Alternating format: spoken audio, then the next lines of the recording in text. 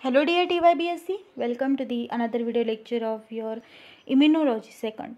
So if you guys remember, we have started with the new chapter of your syllabus, that is the hybridoma technology and the monoclonal antibodies, and we have taken a brief introduction about them in the last lecture.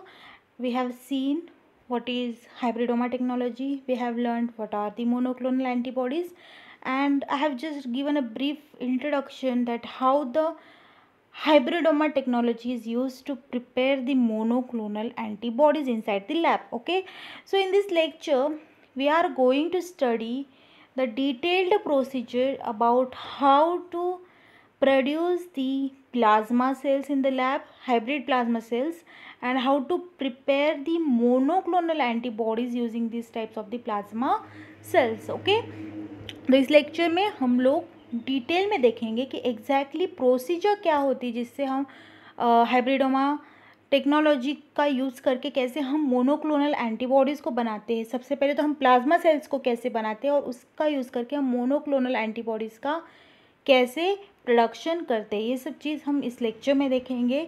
This lecture will be all about the procedure. Okay, तो जैसे मैंने आपको बताया था in the last lecture, तो एक media यहाँ पे यूज़ किया जाता है जो बहुत इंपॉर्टेंट रोल प्ले करता है in the production of the hybridoma cells और the selection of the hybridoma cells. उसको कहा जाता है हैट मीडिया, जिसके बारे में हम डिटेल में देखेंगे।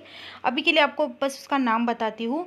It is known as the hypoxanthine, aminopterin and thymidine. आपके सिलेबस में जो ये दिया है ना इंट्रोडक्शन या फिर उस पॉइंट के बारे में, तो उन्होंने कहा है कि selection of the plasma cells और the monoclonal antibody producing cells using the HAT medium. तो वो सिलेक्शन कैसे किया जाता है using the HAT medium, we are going to सी।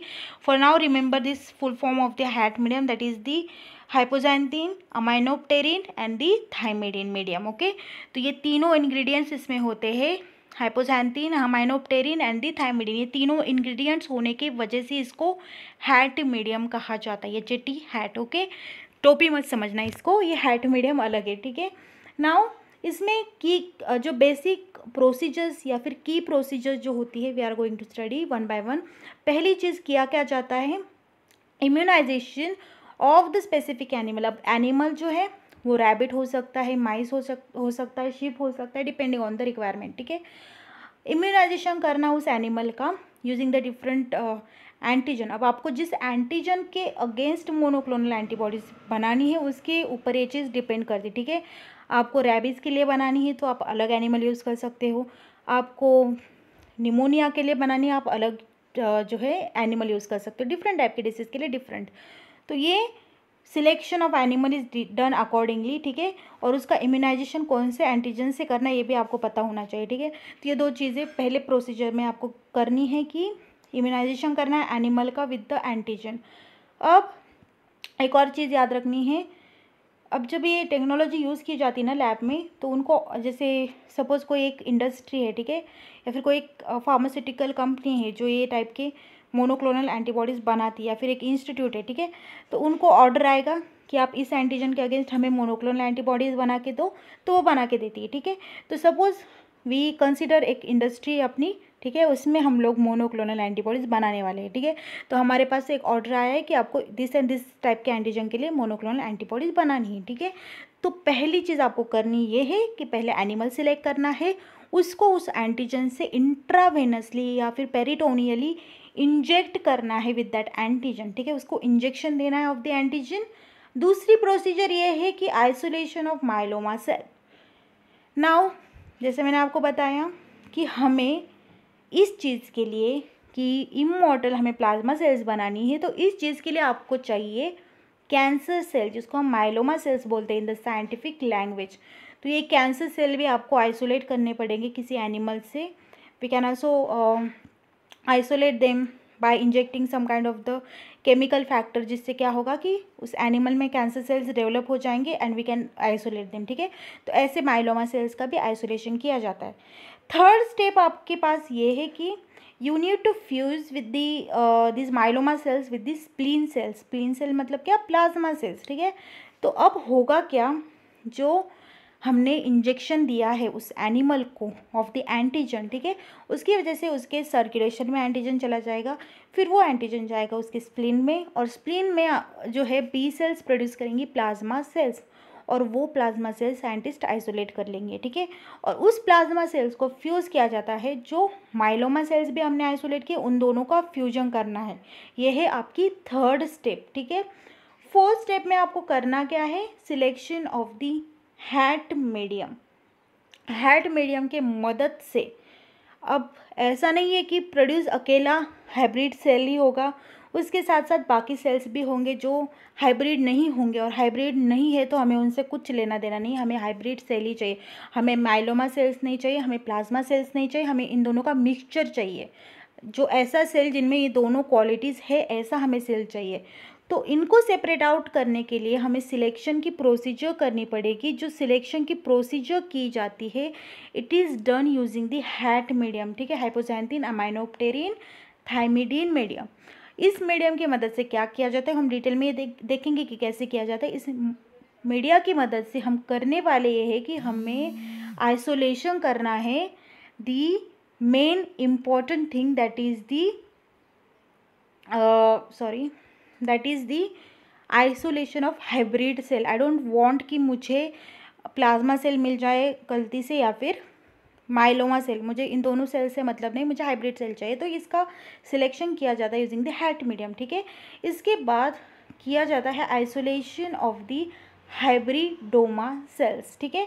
अब इनका सिलेक्शन हो चुका है यूजिंग दी हैट मीडियम की मदद से, मैंने सिलेक्शन कर लिया, मुझे हाइब्रिड सेल्स मिल चुके हैं। अब इनका मुझे क्या करना है, आइसोलेशन करना है, ठीक है। हैट मीडियम की मदद से स्क्रीनिंग करके मैंने आइसोलेशन कर लेना है। उसके बाद screening of the hybridoma sales, ठीक है। हाइब्रिडोमा सेल्स का मैंने स्क्रीनिंग कर लिया, उसके बाद उन हाइब्रिडोमा सेल्स की मदद से मुझे क्या प्रोड्यूस करनी है, मोनोक्लोनल एंटीबॉडीज़। अब एक के बाद एक हम ये प्रोसीजर डिटेल में देखेंगे, ठीक है। तो पहला स्टेप ये है कि हमें उस एनिमल को इम्यूनाइज करना है यूजिंग दी स्पेसिफिक एनिमल, ठीक है। अब इसमें क्या है, पहली चीज़ एंटीजन जो है हमें पता है, सपोज मुझे टाइफॉइड के अगेंस्ट एंटीजन बनाना है, तो मैंने टाइफॉइड का एंटीजन लिया, उसको माइस में इंजेक्ट किया। माइस हो सकता है, शीप हो सकता है, आपके accordingly you can use the animal. तो अभी मैंने क्या किया, माइस में इंजेक्ट किया, उसके बाद that to using the intravenous route, ठीक है, directly into the blood. Intravenous मतलब क्या, डायरेक्टली ब्लड में इंजेक्ट, जो ब्लड की वेन्स होती है उसमें इंजेक्ट किया जाता है, ठीक है, by the injection. Now inject करने के बाद ये एंटीजन स्प्लीन को एक्टिवेट करे, स्प्लीन में जाएगा, और स्प्लीन में जो है बी सेल्स को एक्टिवेट करेगा, जो प्लाज्मा सेल्स बनाएगी, ठीक है।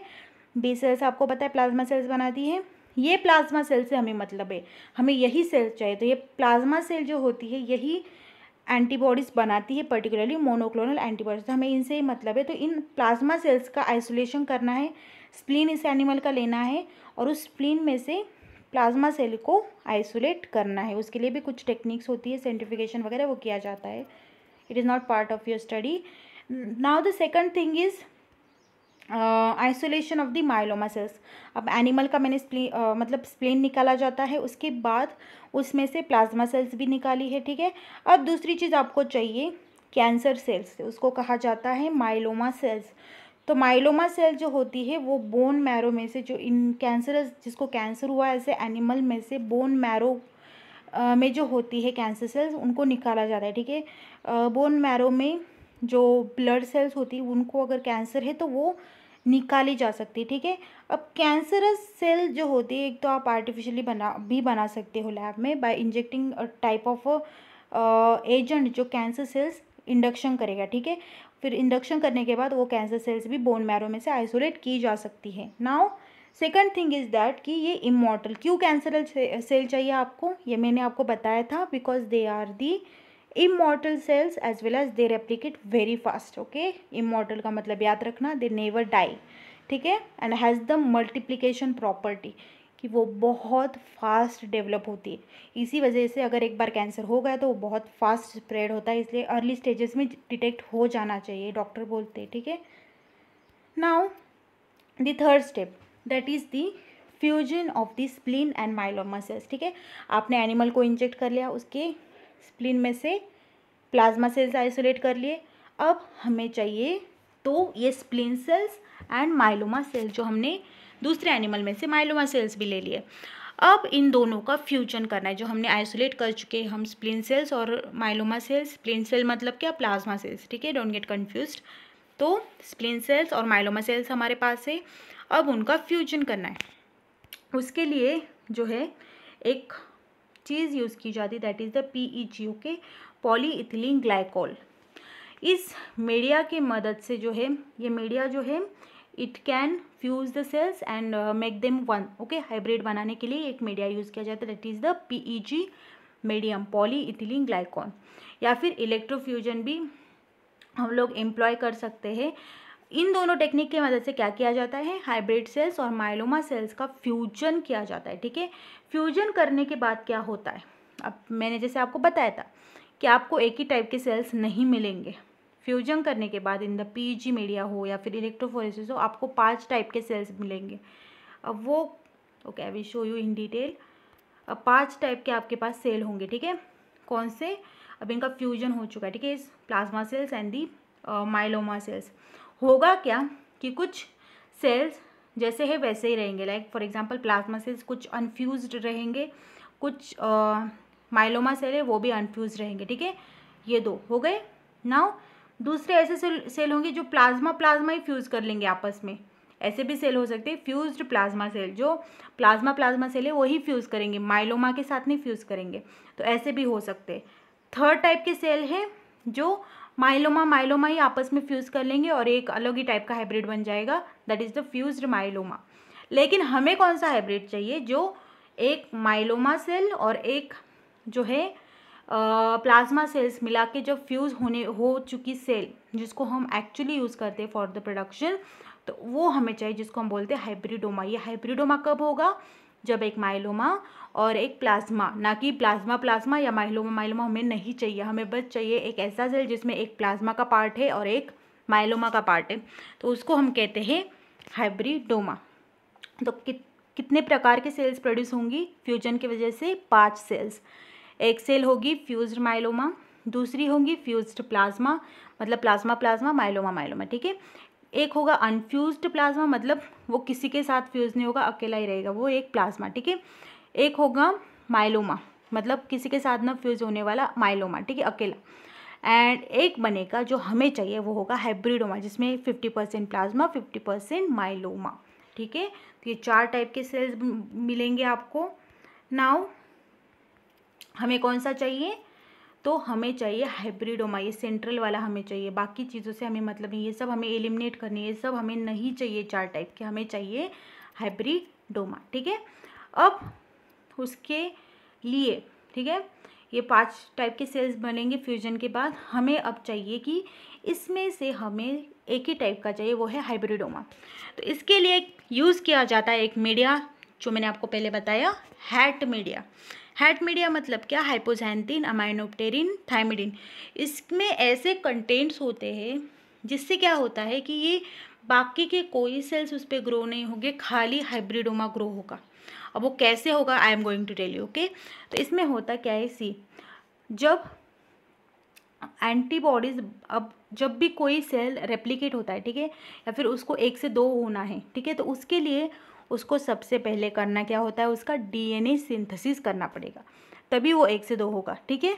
तो वो DNA सिंथेसिस करने के लिए कोई भी सेल, हमारे अपने बॉडी के सेल 2 पाथवे से करते हैं, सैल्वेज एंड डिनोवो पाथवे, ठीक है। नाम से कंफ्यूज मत हो जाना, इसका डिटेल में हमें नहीं जाना है, बस उनके बारे में थोड़ा सा आइडिया लेना है। तो होता क्या है, जो सैल्वेज पाथवे है ना, अब दोनों पाथवेज में कॉमन चीज़ ये है कि ये दोनों पाथवे हमें DNA सिंथेसिस के लिए यूज़ करनी है, मतलब सेल को, ठीक है। सेल ये दोनों पाथवे के मदद से DNA सिंथेसिस करेगी और फिर रेप्लिकेट हो जाएंगे। DNA सिंथेसिस नहीं हुआ मतलब रेप्लिकेशन नहीं होगा। तो DNA सिंथेसिस का एक मेजर पार्ट है कि न्यूक्लियोटाइड सिंथेसिस करना, ठीक है। न्यूक्लियोटाइड से ही DNA बनता है, तो न्यूक्लियोटाइड नहीं बनेगी तो DNA नहीं बन पाएगा। तो ये दोनों पाथवे यूज़ किए जाते हैं। अब होता क्या है यहाँ पे, इस मीडिया में जो है, अब मैं आपको इस पाथवे के बारे में बताती हूँ। जो सैल्वेज पाथवे है ना, ये सैल्वेज पाथवे जो है, इसका एक ये है कि ये बनाता है DNA जो बची कुची न्यूक्लियोटाइड्स, डिग्रेडेड टाइप के न्यूक्लियोटाइड्स होंगे, उससे ये डीएनए बनाता है, ठीक है, या फिर नए न्यूक्लियोटाइड्स बनाता है जो ओल्ड न्यूक्लियोटाइड्स होते हैं उनसे। और ये डी नोवो पाथवे जो होता है ना, ये बनाता है न्यूक्लियोटाइड्स यूजिंग दी छोटे छोटे जो शुगर, राइबोज वगैरह अमाइनो एसिड्स होता है उनके मदद से बनाता है डीएनए। तो ये थोड़ा कॉम्प्लेक्स पाथवे हो जाता है। सैल्वेज पाथवे इजीली बनाता है बचे कुचे मटेरियल से, ठीक है, कचरे से। तो यहाँ पे क्या किया जाता है, एक पाथवे को ब्लॉक करके दूसरा पाथवे एक्टिवेट किया जाता है ना। होता क्या है, इस मीडिया में एक कंटेंट है जो मैंने आपको बताया अभी, हैट मीडिया में H stands for what, sorry A stands for what, aminopterin. तो इसमें अमाइनोप्टेरिन होता है इस मीडिया में। तो होता क्या है कि ये जो डी नोवो पाथवे है, ठीक है, ये डी नोवो पाथवे नहीं हो पाता सेल्स में जब उनमें अमाइनोप्टेरिन के प्रेजेंस में वो डी नोवो पाथवे नहीं कर पाते, क्योंकि ये जो अमाइनोप्टेरिन होता है वो क्या करता है, फॉलेट एंजाइम जो है, ठीक है, डाइहाइड्रोफॉलेट एंजाइम या डिहाइड्रोफॉलेट एंजाइम, उसको ब्लॉक करने का काम करता है। इसका इनहिबिटर वो होता है। और इसको ब्लॉक करने की वजह से होता क्या है कि ये पाथवे नहीं हो पाता, डी नोवो सिंथेसिस से नए न्यूक्लियोटाइड्स नहीं बन पाते, इसलिए डी नोवो पाथवे नहीं परफॉर्म हो पाता। अगर आपने सेल्स को ऐसे मीडिया में ग्रो किया जो मीडिया में हैट, फॉर एग्जांपल आपने ऐसा मीडिया बनाया जो हैट मीडिया है, ठीक है, उसमें क्या है, अमाइनोप्टेरिन है। अमाइनोप्टेरिन होने की वजह से क्या होता है कि वो जो सेल्स है वो डी नोवो सिंथेसिस पाथवे नहीं कर पाएगी। कोई भी सेल, आप अपने स्किन सेल भी डाल दो, वो अगर हैट मीडियम में जाएंगे वो डी नोवो पाथवे से सिंथेसाइज नहीं करेगी डीएनए, ठीक है, क्योंकि डी नोवो पाथवे इसमें ब्लॉक हो जाता है, क्योंकि इसमें अमाइनोप्टेरिन है मीडिया में। तो वो जो डी नोवो पाथवे की मेजर एंजाइम है, इसको कहा जाता है डाइहाइड्रोफॉलेट एंजाइम, उस एंजाइम को ये अमाइनोप्टेरिन ब्लॉक करता है, इनहिबिट करता है, इसकी वजह से डी नोवो पाथवे नहीं हो पाता, ठीक है। तो अब कौन सा पाथवे बचा मीडिया में, तो सैल्वेज पाथवे। तो बैक्टीरिया के सेल्स के लिए अब कौन सा पाथवे बचा है, खाली पीली सैल्वेज पाथवे। तो ये सैल्वेज पाथवे ही उनको हेल्प कर सकता है फॉर देयर रेप्लिकेशन। लेकिन यहाँ पे भी एक शर्त है कि सैल्वेज पाथवे के लिए भी HGPRT चाहिए, that is the hypoxanthine guanine phosphoribosyl transferase, ये नाम का एंजाइम चाहिए HGPRT। अब होता क्या है, HGPRT जो एंजाइम है, ठीक है, ये माइलोमा सेल्स में नहीं होता क्योंकि वो कैंसरस सेल है। तो HGPRT माइलोमा सेल्स में नहीं होता, बस प्लाज्मा सेल्स में होता है। अब होता क्या है, जैसे मैंने आपको बताया, आपको फिर से याद कराती हूँ, 4-5 टाइप के सेल्स बने थे वहाँ पे, एक फ्यूज्ड माइलोमा, एक फ्यूज्ड प्लाज्मा, एक अनफ्यूज्ड माइलोमा, एक अनफ्यूज्ड प्लाज्मा और एक हाइब्रिडोमा, ठीक है, जो हमें चाहिए। अब होता क्या, जैसे मैंने आपको बताया, डी नोवो पाथवे का तो नंबर ही नहीं लगा क्योंकि डी नोवो पाथवे हो ही नहीं पाएगा, क्योंकि मीडिया में अमाइनोप्टेरिन है, तो इनमें से कोई भी सेल डी नोवो पाथवे तो करेगी नहीं। अब सैल्वेज पाथवे करना है तो उसके लिए चाहिए HGPRT। HGPRT जो है माइलोमा सेल्स में नहीं होता, वो होता है बस प्लाज्मा सेल्स में। अब प्लाज्मा सेल्स में होता है, माइलोमा में नहीं होता है, तो ऑब्वियस सी बात है, ये जो भी अनफ्यूज्ड माइलोमा सेल्स है या फ्यूज्ड माइलोमा सेल्स है, इन दोनों का नंबर तो कट गया क्योंकि इनमें HGPRT है ही नहीं, तो ये ना डी नोवो पाथवे कर सकते क्योंकि मीडिया में अमाइनोप्टेरिन है, इसलिए वो डी नोवो पाथवे भी नहीं कर सकते। सैल्वेज पाथवे करने जाएंगे तो मीडिया में HGPRT है, HGPRT एंजाइम इनके पास है ही नहीं, तो इसकी वजह से ये सैल्वेज पाथवे भी नहीं कर पाएंगे। इन शॉर्ट ये लोग किल हो जाएंगे, आगे ग्रो नहीं होंगे, रेप्लिकेट नहीं हो पाएंगे, तो इनका नंबर कट गया। अब बचे कौन, unfused plasma and fused plasma. अब ये जो प्लाज्मा सेल्स है, शुरुआत में मैंने आपको बताया इनमें HGPRT है, ठीक है, लेकिन शुरुआत में भी मैंने आपको बताया कि प्लाज्मा सेल की लाइफ स्पैन बहुत कम होती है, 1 वीक ज़्यादा से ज़्यादा सर्वाइव करते हैं। तो वो अगर ग्रो भी हुए HGPRT की मदद से ऑन द हैट मीडियम, तो वो ज़्यादा दिन तक सर्वाइव नहीं कर पाएंगे, 1 हफ्ते के बाद ये भी गायब हो जाएंगे, ठीक है। 1 हफ्ते के बाद मीडिया में कौन बचेगा फिर, ओनली द हाइब्रिडोमा सेल। क्यों, क्योंकि इसमें 50% प्लाज्मा है, 50% कैंसर सेल है, ठीक है, 50% माइलोमा है। तो होगा क्या, इसकी वजह से ये बहुत दिन तक टिकेंगे मीडिया में, प्लस इनके पास प्लाज्मा सेल की क्वालिटी भी है। इसका मतलब उनमें HGPRT भी है। HGPRT एंजाइम होने की वजह से क्या होगा, वो उस मीडिया में ग्रो हो पाएंगे using the salvage pathway. Salvage pathway की मदद से वो इजीली ग्रो हो पाएंगे। एज वेल एज इमॉर्टल है, तो ज़्यादा देर तक टिकेंगे भी, मरेंगे भी नहीं। तो मीडिया में 1 हफ्ते के बाद कौन दिखेगा आपको, खाली पीली, the only cell that is the hybridoma cell. तो यही मीडिया, हैट मीडिया जिसको हम कहते हैं, वो क्या करता है इन शॉर्ट, पहली चीज़ तो ये करता है उसमें अमाइनोप्टेरिन होता है। अमाइनोप्टेरिन की वजह से डी नोवो पाथवे नहीं हो पाता। डी नोवो पाथवे के लिए अमाइनोप्टेरिन इनिबिटर के जैसे एक्ट करता है। तो अमाइनोप्टेरिन मीडिया में होने की वजह से डी नोवो पाथवे कोई भी सेल नहीं कर पाएगा, वो फ्यूज्ड हो, अनफ्यूज्ड हो, हाइब्रिड हो, कोई भी सेल डी नोवो पाथवे नहीं करेगा। दूसरा उनके पास है सैल्वेज पाथवे, वो भी कौन कर पाएगा, ओनली दी प्लाज्मा सेल, क्योंकि सैल्वेज पाथवे को होने के लिए कौन सी एंजाइम लगती है, HGPRT, और HGPRT बस प्लाज्मा सेल्स में है, माइलोमा में नहीं है। तो माइलोमा भी कट गई यहाँ पे, ठीक है, माइलोमा भी यहाँ पे नहीं आएंगे, ग्रो नहीं होंगे। अब प्लाज्मा सेल्स में HGPRT है, वो सर्वाइव भी कर लेंगे लेकिन ज़्यादा दिन तक नहीं, 1 हफ्ते के बाद वो नेचुरली किल हो जाएंगे, क्योंकि उनकी लाइफ स्पैन उतनी ही है, तो वो भी नहीं रहेंगे। अब मीडिया में आखिर तक कौन रहेगा, ओनली दी हाइब्रिडोमा सेल। तो ऐसे हम हाइब्रिडोमा सेल का सिलेक्शन कर सकते हैं। हाइब्रिडोमा सेल क्यों रहेंगे, क्योंकि उनके पास HGPRT है, क्योंकि वो माइलोमा भी कैरी करते हैं एज वेल एज प्लाज्मा भी कैरी करते हैं, तो इमॉर्टल भी बन जाएंगे, मतलब प्लाज्मा सेल की वजह से वो जल्दी मर नहीं जाएंगे। और दूसरी चीज़ ये कि उनके पास HGPRT है, तो वो सैल्वेज पाथवे की मदद से मल्टीप्लाई भी होंगे। तो ऐसे हम लोग क्या करते हैं, हैट मीडिया की मदद से हाइब्रिड सेल्स सिलेक्ट करते हैं, स्क्रीन करते, ठीक है। अब ये हुआ हाइब्रिड, ठीक है, हाइब्रिडोमा सेल का सिलेक्शन। जैसे मैंने आपको बताया था, फ्यूज प्लाज्मा सेल्स भी जो है ग्रो नहीं हो पाएंगी, फ्यूज माइलोमा भी नहीं ग्रो हो पाएंगी, हाइब्रिडोमा भी नहीं ग्रो हो पाएंगी, and sorry hybridoma he grow हो पाएंगी, अनफ्यूज्ड माइलोमा, अनफ्यूज्ड प्लाज्मा नहीं ग्रो हो पाएंगे, और हुए भी प्लाज्मा तो वो ज़्यादा दिन तक नहीं टिक पाएंगे, ठीक है। नाउ ओके, सो ये हुई बात। अब स्क्रीनिंग उनकी कैसे करनी है, मतलब ये जो हाइब्रिडोमा सेल है, ये हमारे वाले मोनोक्लोनल एंटीबॉडीज ही बनाएंगे कि नहीं, इनका स्क्रीनिंग कैसे करेंगे। अब बनाए तो ठीक है, हमने बनाए हैं प्लाज्मा सेल्स, हाइब्रिडोमा सेल जो भी है, लेकिन वो हमारे एंटीजन के अगेंस्ट एंटीबॉडीज़ बनाएंगे कि नहीं, ये हमें अभी तक नहीं पता, क्योंकि उन्होंने अभी तक एंटीबॉडीज़ नहीं बनाए, हमने बस उनका स्क्रीनिंग विनिंग कर लिया। पता है अभी ये माइलोमा सेल्स ही है, सॉरी ये हाइब्रिडोमा सेल्स ही है, लेकिन ये मोनोक्लोनल एंटीबॉडीज़ बनाते ही कि नहीं, इसका भी स्क्रीनिंग किया जाता है। तो इसका स्क्रीनिंग किया जाता है using the ELISA technique. ELISA की मदद से यूजिंग सम एंजाइम्स उनको जो है एक वेल, माइक्रोटाइटर वेल में डाला जाता है, ठीक है। और अगर उन्होंने कलर चेंज दिखाया, ठीक है, अगर उन्होंने कलर चेंज दिखाया तो देन इट इज़ कंक्लूडेड कि हाँ उसमें जो है एबिलिटी है कि वो मोनोक्लोनल एंटीबॉडीज़ नहीं बनाते हैं। अगर नहीं कलर चेंज हुआ मतलब they don't make the monoclonal antibody. अब एलाइजा टेक्निक हमें याद है, इनडायरेक्ट डायरेक्ट सैंडविच, ओके।